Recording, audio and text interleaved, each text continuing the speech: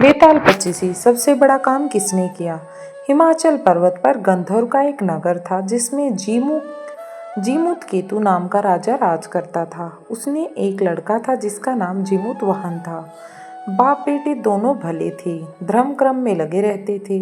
इससे प्रजा के लोग बहुत स्वच्छंद हो गए और एक दिन उन्होंने राजा के महल को घेर लिया। राजकुमार ने यह देखा तो पिता से कहा कि आप चिंता न करें, मैं सबको मार भगाऊंगा। राजा बोला, नहीं, ऐसा मत करो। युधिष्ठिर भी महाभारत करके पछताए थे। इसके बाद राजा अपने गोत्र के लोगों को राज्य सौंप राजकुमार के साथ मल्याचल पर जाकर मंडी बनाकर रहने लगे। वहाँ जीमूत वाहन के एक ऋषि के बेटे से दोस्ती हो गई। एक दिन दोनों पर्वत पर भवानी के मंदिर में गए तो देवयोग से मल्लकेतु राजा की पुत्री मिली। दोनों एक दूसरे पर मोहित हो गए। जब कन्या के पिता को मालूम हुआ तो उसने अपनी बेटी उसे ब्याह दी और उसके साथ उसे भेज दिया। एक रोज की बात है कि जीमूत वाहन को पहाड़ पर एक सफेद ढेर दिखाई दिया। तो उससे पूछा तो मालूम हुआ कि पाताल से बहुत से नाग आते हैं जिन्हें गरुड़ खा लेता है। यह ढेर उन्हीं की हड्डियों का है। उसे देखकर जीमूत वाहन आगे बढ़ गया। कुछ दूर जाने पर उसे किसी के रोने की आवाज़ सुनाई दी। पास गया तो देखा कि एक बुढ़िया रो रही है।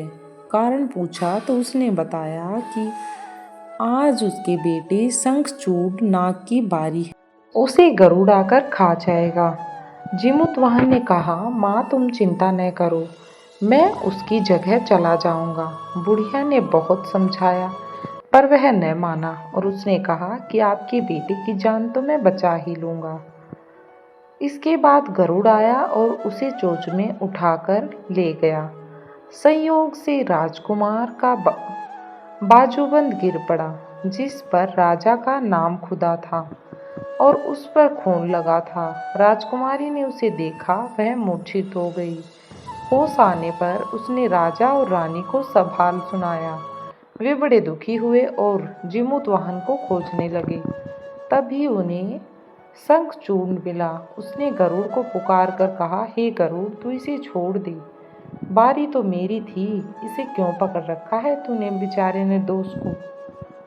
तभी उसी समय गरुड़ ने राजकुमार से पूछा, तू अपनी जान क्यों दे रहा है? उसने कहा, उत्तम पुरुष को हमेशा दूसरों की मदद करनी चाहिए।